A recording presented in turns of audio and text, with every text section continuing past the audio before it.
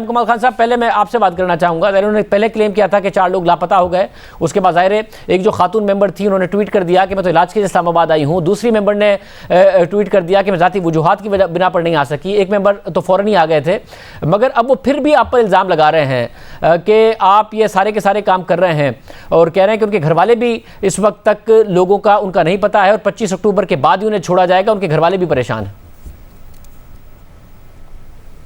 आपने खानदान साहब को याद होगा कि जब सेनेट का इलेक्शन हुआ था तो सारे जो थे वो गिलानी साहब के फेवर में थे, लेकिन जीत जो है वो सादिक सजरानी साहब के। तो सियासत में जब तक कि आखिरी वक्त तक कोई अपनी राय शुमारी नहीं दिखाता, देखिए यहाँ पे आज जिस चीज का खतरा, जिसके हवाले से ये बात कर रहे हैं, हमें इस चीज का खतरा पहले दिन से था कि आज 35 मेंबरों को एक घर में बंद करके आपने बाहर पैरा बिठा दिया है। ये किस चीज को जाहिर कर रहा है? ये तो हम बेसिकली हमें कहना चाहिए, हमारे साथ जो इतने लोग में कोई बंद नहीं है, खुलेआम फिर रहे हैं, जा रहे हैं, इधर उधर हैं।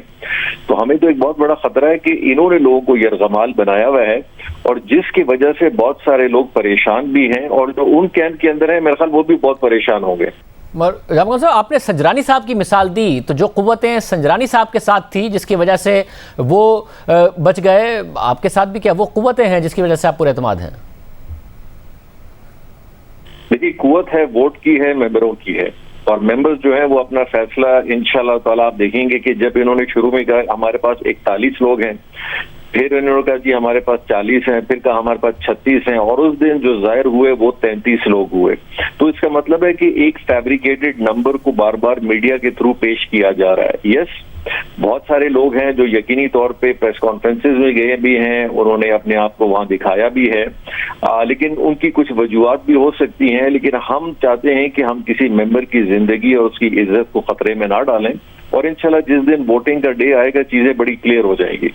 मतलब तहरीक अदम एतमाद 33 ने जमा कराई है और ज़ाहिर 65 के हाउस में अगर 33 आपके खिलाफ वोट देते हैं तो वो कामयाब हो जाएगी, आप वज़ीर आला नहीं रहेंगे। मगर अगर वो कामयाब नहीं होती है तो क्या ये इल्ज़ाम दुरुस्त नहीं साबित हो जाएगा कि हुकूमती मशीनरी आपने इस्तेमाल की है उनको दबाव डालने के लिए, हॉर्स ट्रेडिंग के लिए? नहीं, देखिए एक चीज तो बड़ी खुलेआम हमें समझना चाहिए कि क्या यानी कि ऑपोजिशन की जमातों में से भी अगर कोई कम हो जाता है उसका इल्जाम भी हम पे है। ये हमारी असल में अपनी पार्टी है। हाँ, अगर हम ऑपोजिशन के हवाले से कोई ऐसी चीज होती तो समझ में आती। आज ऑपोजिशन इस सारी चीज को कैश करके एक जमात के अंदर एक दरार डाल रही है और उस बेसिस पे ये सारी चीज करवा रही है। जहां तक बलूचिस्तान अवामी पार्टी का ताल्लुक है, वो मेरे ख्याल देखें ये हमारी अपनी जमात है, हमारे इख्तिलाफात जरूर हैं, हम एक्सट्रीम पे एक दूसरे के साथ जा सकते हैं, और वो जो नंबर गेम जिसके हवाले से बार बार बात की जा रही है, तो आपको याद होगा उन्होंने कहा था जी हमें ऑपोजिशन से कोई सरोकार नहीं है, हम बीएपी के अंदर मेजॉरिटी में है। लेकिन आज वो बीएपी के अंदर भी मेजॉरिटी में नहीं है। अगर उन 4-5 लोगों को अगर आप निकाल लेते हैं तो ये तकरीबन 6 का फिगर बन जाता है, और अक्सरियत राय बलूचिस्तान अवामी पार्टी में फिर आप कह सकते हैं कि मेरे पास है। तो इस चीज के हवाले से एक क्लैरिटी बड़ी जरूरी है। ये जो राय अभी पेश हुई है, अगर इसको बलूचिस्तान अवामी पार्टी के हवाले से लिया जाए तो वो अक्सरियत आज मेरे पास है, लेकिन अगर आप कोलिशन ऑपोजिशन को उनके साथ मिला के उसकी बात कर रहे हैं तो अपोजिशन के साथ तो फिर हम मुकाबला करेंगे, भले हम हार क्यों ना जाएं। साहब, अगर वो जब 4 अरकान सामने आएंगे तो पता चलेगा ना वो किसके साथ है। वो तो आप इल्ज़ाम लगा रहे हैं कि उन्हें अगवा किया गया, और अपोजिशन से तो आपने भी राब्ता किया था, फायदा नहीं हुआ।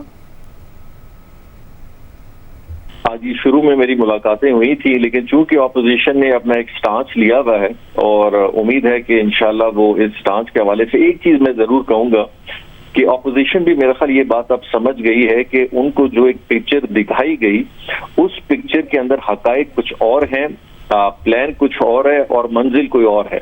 तो इस चीज को शायद आहिस्ता आहिस्ता ऑपोजिशन की अक्सरियत समझ रही है, क्योंकि उस ऑपोजिशन के अंदर मेरा ख्याल चंद 4 से 5 ऐसे लोग हैं जिन्होंने बाकी सारे ऑपोजिशन को एक डिफरेंट लाइन शो की है, वेरएज़ चीजें बड़ी मुख्तलिफ होने जाएंगी।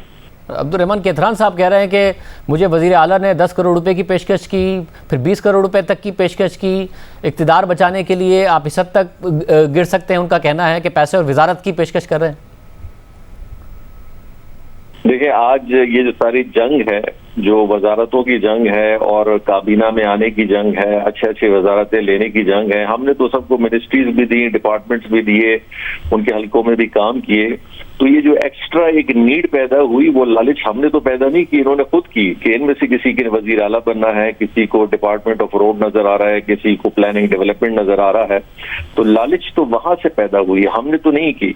और ये कतन बिल्कुल गलत बात है। और बल्कि ये प्रोपेगेंडा आज अगर आप क्वेटा में पल्स लें तो ये खबरें आपको उस ग्रुप से ज्यादा नजर आएंगी कि वो ढूंढ रहे हैं लोग और हर हमारे मेंबर को अप्रोच कर रहे हैं कि कहीं ना कहीं से इस सिस्टम के हवाले से ऐसे लोगों को अपने पास ले जाया जा सके। तो 25 तारीख को 2 दिन ही रह गए हैं, आप सरवाइव कर जाएंगे?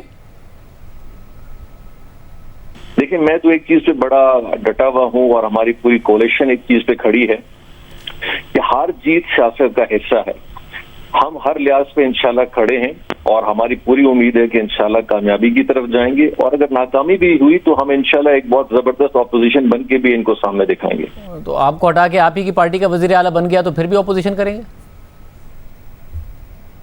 देखिए, कुछ भी हो, और मुझे तो बड़ी हैरत होगी कि अजीब हुकूमत बाद में बनेगी कि ऑपोजिशन वाली अपनी चेयरों पे बैठे रहेंगे और 14 या 10 के लोग जो है इस तरफ हुकूमत बना के बैठे होंगे। बलूचिस्तान अवामी पार्टी की जो बलूचिस्तान अवामी पार्टी जिस तरीके से बनी थी उसमें सब कुछ इतना अजीब नहीं था कि कोई अनोखी बात नहीं होगी आपके ख्याल में जो कुछ होगा? नहीं, मेरा ख्याल जी इंशाल्लाह चीजें सेटलमेंट की तरफ जा रही हैं। हर पार्टी की शुरुआत में कोई ना कोई टीथिंग प्रॉब्लम्स और बहुत सारी चीजें आती हैं। बलूचिस्तान अवामी पार्टी की भी इसी तरह की कुछ इश्यूज हैं जो हमने पाकिस्तान की सब पार्टियों में सेटलमेंट देखी है। तो इंशाल्लाह बलूचिस्तान अवामी पार्टी के अंदर भी एक आहिस्ता आहिस्ता जैसे वक्त गुजरता जा रहा है, हमें भी पता चल रहा है कि कौन कौन ऐसे अनासर हैं जो बहुत सारी पार्टियों में रह के उन्होंने उन पार्टियों को कितना नुकसान पहुंचाया। तो शायद ये बहुत अच्छा मौका और एक अच्छा बहुत माहौल बना एक महीने के अंदर कि हमने भी और अवाम ने भी और लोगों ने भी ऐसे लोगों को देख लिए कि कौन सारे लोग अपने मफादात के लिए कहां कहां तक जा सकते हैं और किन किन लेवल तक जा सकते हैं। बहुत शुक्रिया।